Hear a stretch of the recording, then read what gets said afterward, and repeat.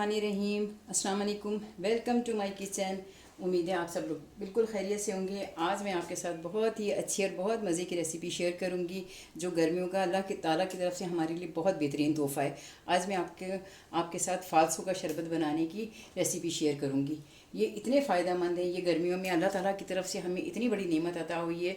ये फ़ालसे जो हैं आप वैसे भी नमक डाल के और इसे आप खाएं तो वो बहुत फ़ायदेमंद है। अगर आप इसका शरबत बना के पियेंगी तो वो तो बहुत ही फ़ायदेमंद है जिगर के लिए, ब्लड प्रेशर के लिए, आप यानी जिस्म के जितनी भी आपकी जो गर्मियों में बीमारियां होती हैं उन सब के लिए ये फ़ालसा इंतहाई अक्सीर है। आप इसे ज़रूर गर्मियों में कोशिश करें कि आप इसे मुसलसल आप इसका शरबत बना के या इसे वैसे ही बच्चों को आप अपने खिलाते रहें। ये इतना फ़ायदेमंद है कि मैं इसकी आपको फ़वाइद बयान नहीं कर सकती, इतने इसके फ़ायदे हैं। सबसे पहले मैंने ये 300 ग्राम ये मेरे ये फ़ालसे हैं जिन्हें मैंने धो के अच्छी तरह और उसकी में से जो इसकी जो डंडियाँ थी और इसमें जो भी चीज़ें थी उसे निकाल के और इसे खुश्क कर लिया था। इसके साथ ही ये तकरीबन अगर ये 300 ग्राम ये फ़ालसे तो इसका आधा मैंने ये तकरीबन 150 ग्राम ये मैंने चीनी ली और ये चीनी मैंने बारीक पीस ली है क्योंकि जब आप ठंडे पानी, क्योंकि इसे मैं ठंडे पानी में ही बनाऊँगी और तो वो ये होता है कि चीनी उसमें मेल्ट नहीं होती।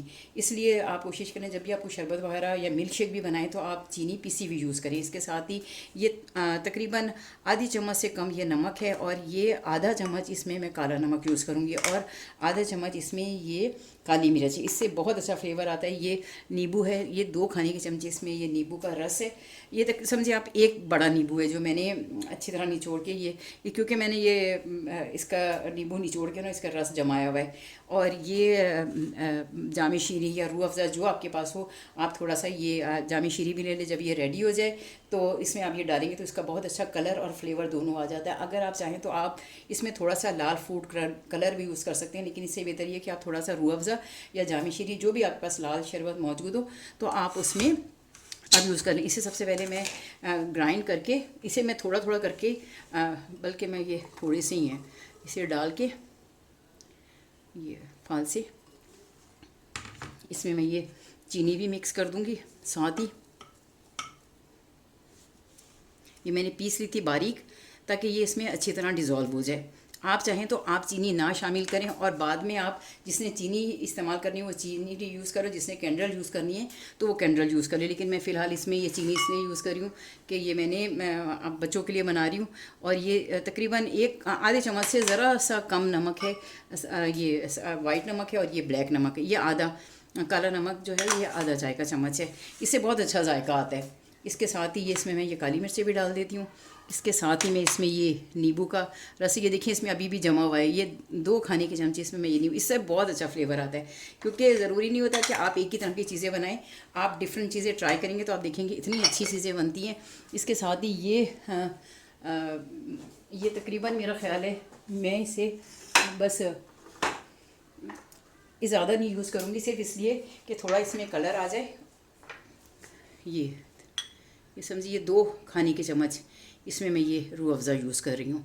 आप जामी शीरी आप जो चाहें आप वो यूज़ कर सकते हैं। इसमें मैं पहले थोड़ा सा पानी डालूँगी, तकरीबन इसमें मैं 1 लीटर पानी, 4 गिलास पानी का ये रूह अफ़ज़ा बनाऊँगी।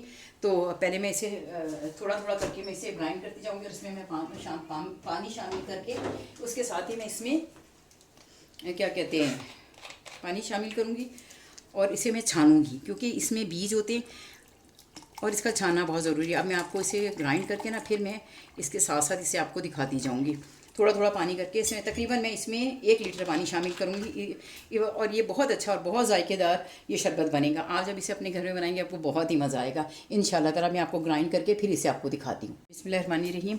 अब मैं इसे आपको ग्राइंड करके दिखाती हूँ और आपने याद रखना है कि आपने जब ये शरबत बनाना है तो आपने इसमें ठंडा पानी यूज़ करना है। इससे इसका ना बहुत अच्छा इसका फ्लेवर आए। बिस्मिल्लाहिर्रहमानिर्रहीम। ये मैं आपको ग्राइंड करके दिखाती हूँ। इसमें जब आपने ये फ़ालसे ग्राइंड करने तो इसमें आपने ठंडा पानी यूज़ करना है, ये याद रखना है।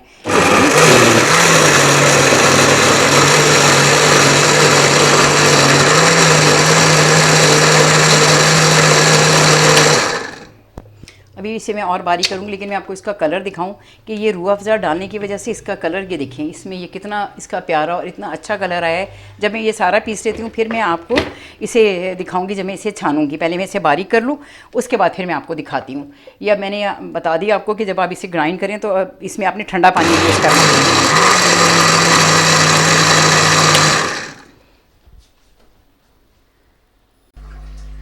ये देखिए अल्हम्दुलिल्लाह रब्बिल आलमीन, ये मेरा ये देखिए ये शरबत अल्हम्दुलिल्लाह रब्बिल आलमीन फ़ालसों का ये रेडी है।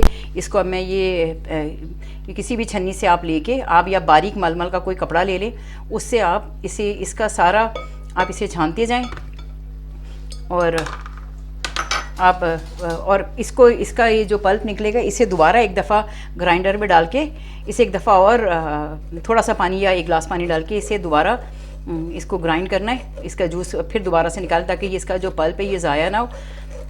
ये इस तरह करके आप ये सारा आप ये देखें, रूह अफ़ज़ा डालने से इसका कलर बहुत अच्छा हो गया है। और इसमें जो मैंने नींबू यूज़ किया उससे इतना अच्छा और इतना खट्टा मीठा जायका आएगा। आप इसको बग़ैर चीनी के बना के इसमें कैंडल डाल सकते हैं और अपने हिसाब से चीनी को कम या ज़्यादा कर सकते हैं। अब मैं ये ज़रा सारा निकाल लूँ, फिर मैं इसके बाद आपको दिखाती हूँ। आप चाहें तो आप ये पल्प के साथ भी पी सकते हैं। अगर आपको बुरा ना लगे तो आप ये इसके साथ ही निकाल के आप पी सकते हैं, लेकिन मैं ये ज़रा निकाल लूँ फिर मैं आपको दिखाती हूँ। ये देखिए अल्हम्दुलिल्लाह मैंने ये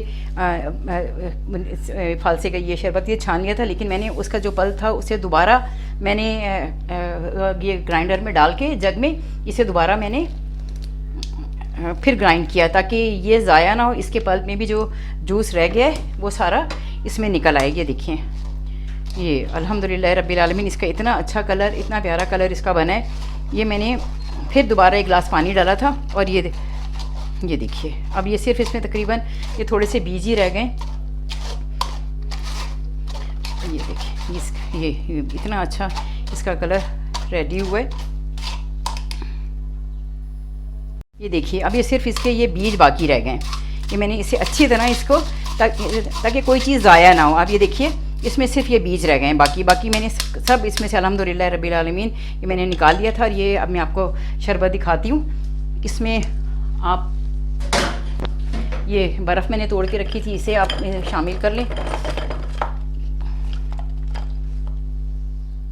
ये देखिए अल्हम्दुलिल्लाह रब्बिल आलमीन, ये इतना अच्छा ये फ़ालसे का शरबत रेडी हो गया। इसमें बर्फ़ तोड़ के आप चाहें तो क्यूब्स में, मैं क्यूब्स ग्लास में डालूँगी, लेकिन मैं ये इसमें इस तरह डाल रही हूँ ताकि ये शरबत बहुत अच्छी तरीके से ठंडा हो जाए।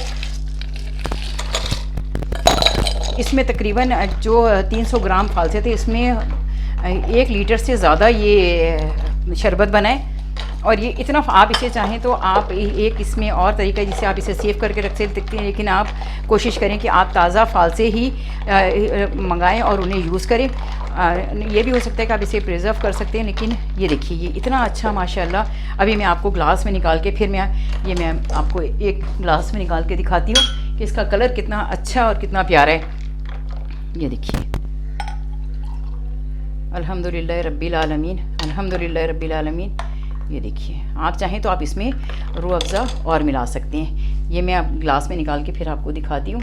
ये देखिए ये मेरा रेडी हो गया है। अगर आपको मेरा खाना अच्छा लगे, मेरी रेसिपीज़ पसंद आएँ तो मेरे चैनल को लाइक करें, सब्सक्राइब करें और दिल चाहे तो बेल आइकन भी बजा दें। लेकिन आप मुझे अपनी दुआओं में ज़रूर याद रखें। और ज़िंदगी रही इंशाअल्लाह तो फिर किसी और वीडियो में मेरी आपसे मुलाकात होगी। अपनी दुआओं में मुझे ज़रूर याद रखिएगा। अल्लाह हाफिज़, फ़ी अमान अल्लाह, फ़ी अमान अल्लाह। अस्सलाम वालेकुम। अगर मामा का चैनल अच्छा लगे तो सब्सक्राइब करें, उसको लाइक करें और बेल आइकन भी प्रेस करें।